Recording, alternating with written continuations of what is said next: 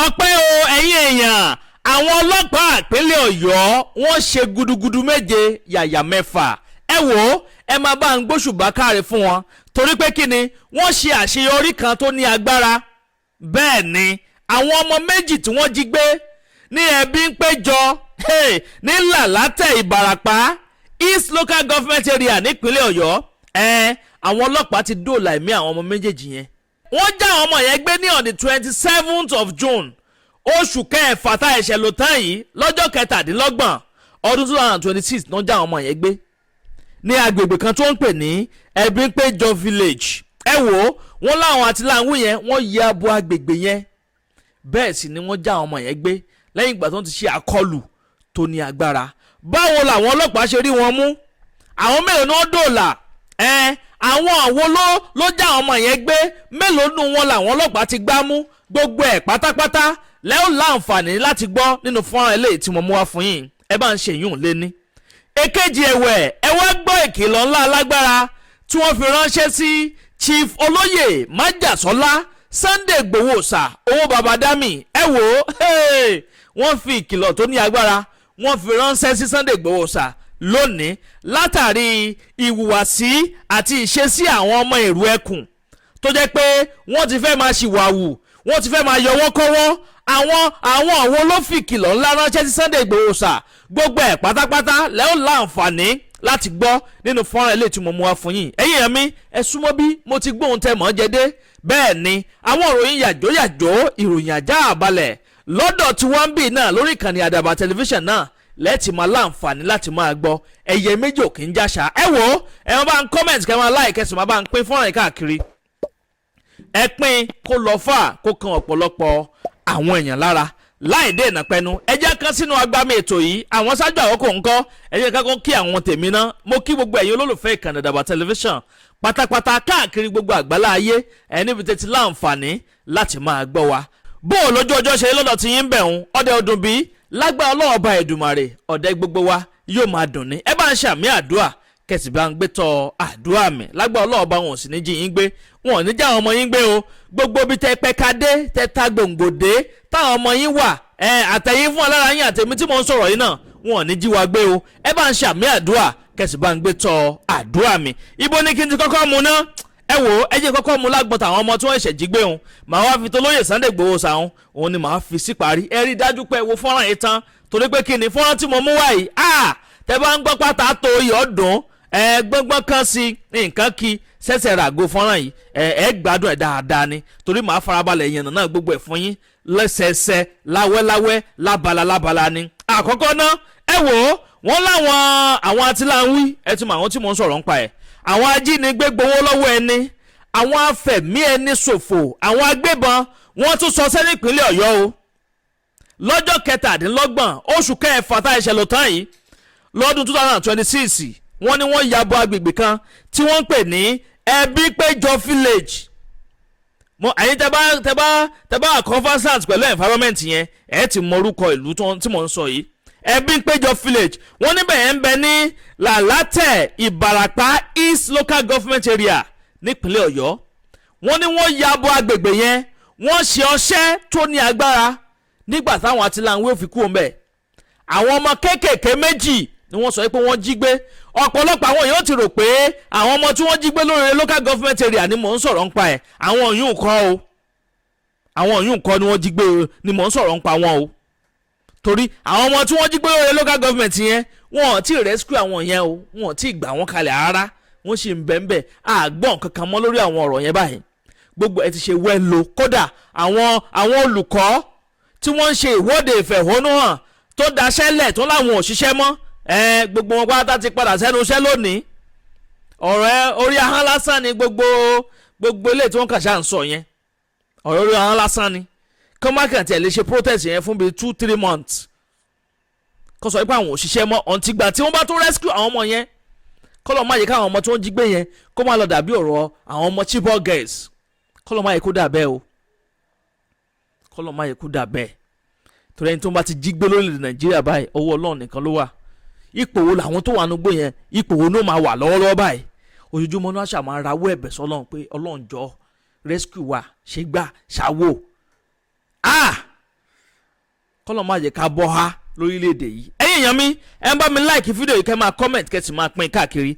àmọ́ ká gbóṣùbà káre fáwọn ọlọ́pàá wa fún iṣẹ́ ribiribi iṣẹ́ takuntakun tí wọ́n ṣe lórí àwọn ọmọ tí wọ́n jí gbé yìí. àwọn ọmọ méjì ni wọ́n sì rí dájú pé àwọn dòòlà ẹ̀mí àwọn méjèèjì wọ́n sì rescue àwọn méjèèjì láàyè ni o. ọwọ́ wá tẹ àwọn 4 nínú àwọn tó jí wọn gbé. bó ló ń ṣe wọ́n ní pé àwọn ọlọ́pàá alẹ́ wa àwọn ẹgbẹ́ àmọ̀tẹ́kùn tí gómìnà Ṣèyí Mákindé tó ń dá kalẹ̀ nípínlẹ̀ Ọ̀yọ́ wọ́n ń ṣiṣẹ́ dáadáa wọ́n ń ṣiṣẹ́ takuntakun àtàwọn local vigilante wa papọ̀ máwọn ọlọ́pàá gbogbo pátá náà jọ fọwọ́sowọ́pọ̀ ni wọ́n kàn lùgbó ni wọ́n kàn lùgbẹ́ wọ́n ambush àwọn people yẹn wọ́n rí dájú pé àwọn rescue àwọn ọmọ yẹn àwọn ọmọ méjèèjì yẹn wọ́n ṣiṣẹ́ yẹn iṣẹ́ àṣeyọrí ni. kódà ẹni tó jẹ́ alukoro ọlọ́pàá nípínlẹ̀ Ọ̀yọ́ ìyẹn police public relation officer Àyànládé DSP Àyànládé Ọláyínká wọ́n fìdí rẹ̀ múlẹ̀ pé àwọn gbẹnu ọ̀gá àgbà àwọn ọlọ́pàá commissioner of police ìpínlẹ̀ Ọ̀yọ́ pé àwọn gbẹnu wọn sọ̀rọ̀.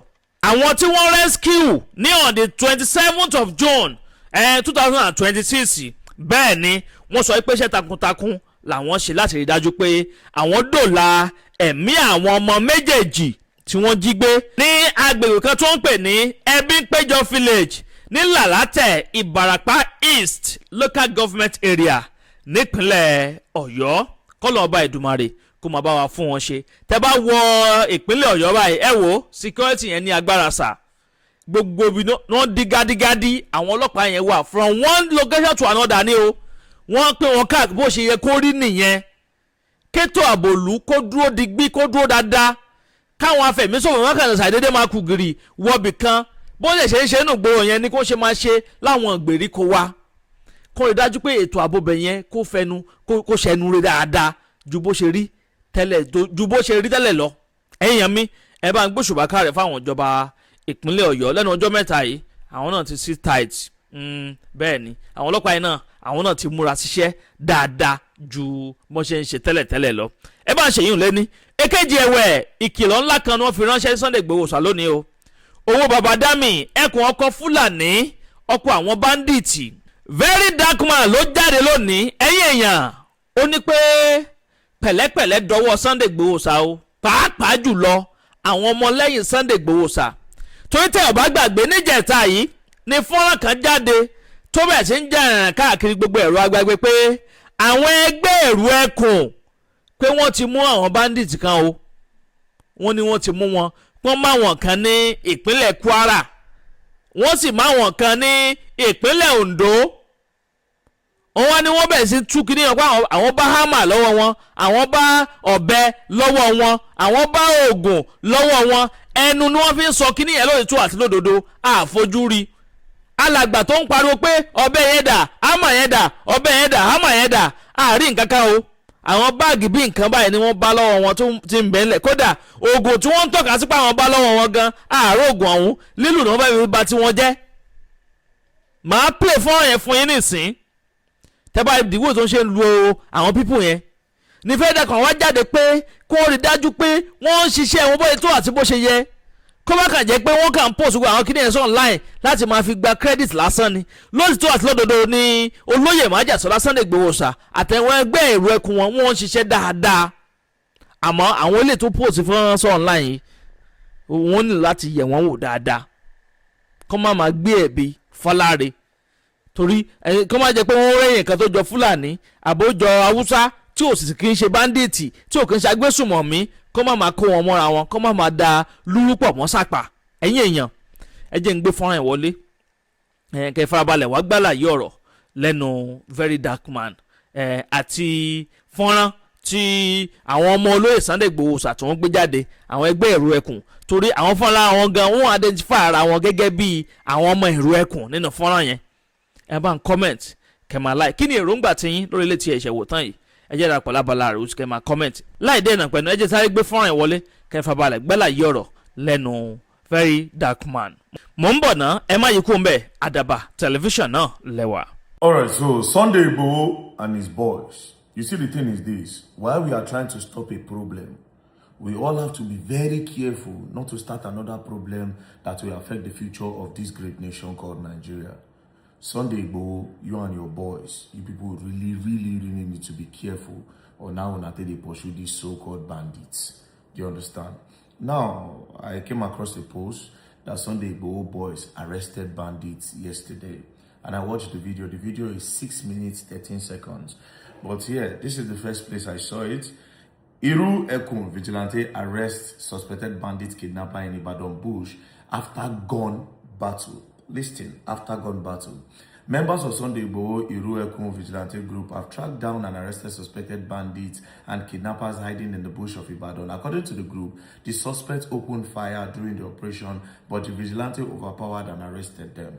Right? So I watched the video. It was a very crazy video. They were beating the boys and all that. Right? Let me just play a little bit of it.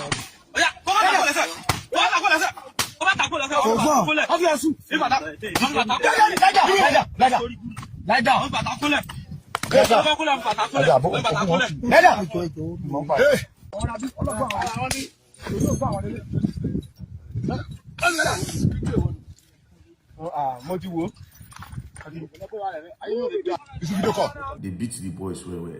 Now, as I watched through the video, since they claim to have overpowered these boys and they say these people are bandits, I was expecting that we'll see the gun where they used to attack them, since they say it was a gun battle. Now, this is what I was seeing. Where are the source? Obera. Where are Obe ati Ogun. Atama. Onda.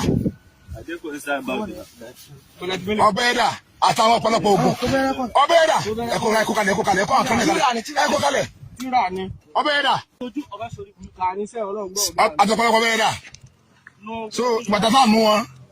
Àtúnbá wọn náà. The Sunday Igboho boys confirmed that they saw the boys with hammer, charm, and knife. They even displayed what they found in their hand. If you hear Sunday Igboho boy, they say, Obeyeda, like, where's the knife? I didn't hear anything about guns. Right? I didn't hear anything about guns.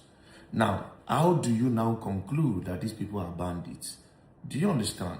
Like I said, why would they try stop a problem, make we not start another problem where it will affect the future of this country, right? Sunday Igboho, if you are going after bandits and this thing, it is very good setting up a vigilante to do that. It is very good because all of us need to collectively come out and fight.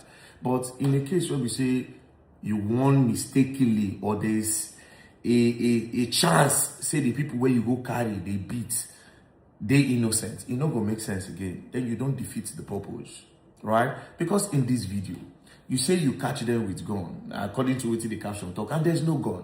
Secondly, knife. That kind of bush where you find these people, they might need knife to also protect themselves, just in case they don't be bandits. What if that knife where you see them with, and the charm where you see them with, now to protect themselves against the bandits? Because you said you saw them with a hammer and with a knife. It is only natural for people where they go inside that bush. What I expect you go, they ask them now, what are you doing inside that bush? What business do you have in the bush? What brought you to this bush? Where are you from? Where do you live? Where is your house? And what are you doing here? Which business can you come inside this thick bush? Do you understand? Are they traveling by that route? No, there are questions that you need to ask. Then wait till you go to do all these boys, and I don't see gun, I don't see bomb, knife, hammer. Come on.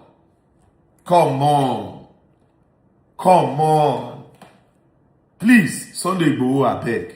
You understand? I'm not trying to discourage or condemn you people for whatever thing you're doing, but you really have to be careful. You cannot just label any Hausa-looking person or any Fulani-looking person as bandits or terrorists. You can't do that. Then you are going to put the country in the bigger problems in the nearest future. So you cannot even afford to do that to this country. Do you understand? Wanna get proper investigative team where you go join you now. You have to do that. And lastly, I will advise you to get a body camera or to get a cameraman, so that as soon as they exchange bullets, people will know say truly you exchange bullets. Nobody say you go come outside, come claim, say when I exchange bullets with them, when I neutralize them and all that, then you go carry some bunch of possible innocent people come outside, they come post them saying are bandits. And like, it's not even convincing that these people are even bandits, just to probably score cheap points or just to probably get an endorsement from the government. Because at the end of the day, you people are looking for some sort of sponsorship. At the end of the day, this is also going to bring in money. Because at some point, you will say, okay, we need support to go into the bush, to go and fight and all those things. Do you understand? So Sunday Igboho and his team, we appreciate, you understand? Because whether I don't come from your state, if you truly, you did one, say, okay, they rescue people, you they pursue the bandits away, we really appreciate that. But this one, for me, this one is a no-no. Because I don't see anything backing up whatever thing you're doing there. What backing up your waiting your people they claim saying that bandits they be. There's no video of them shooting at you. I can't see gun on the ground. I'm seeing just some small petty things where they say na charm. Then you see the whole knife, the whole hammer. I beg. While we are trying to stop a problem, let's be careful not to start another problem that will destroy the country or that will put the country in a bigger wahala in the nearest future. Please. Thank you very much. Peace and love. Don't play. If you play, go and learn. I will learn the hard way. Don't play.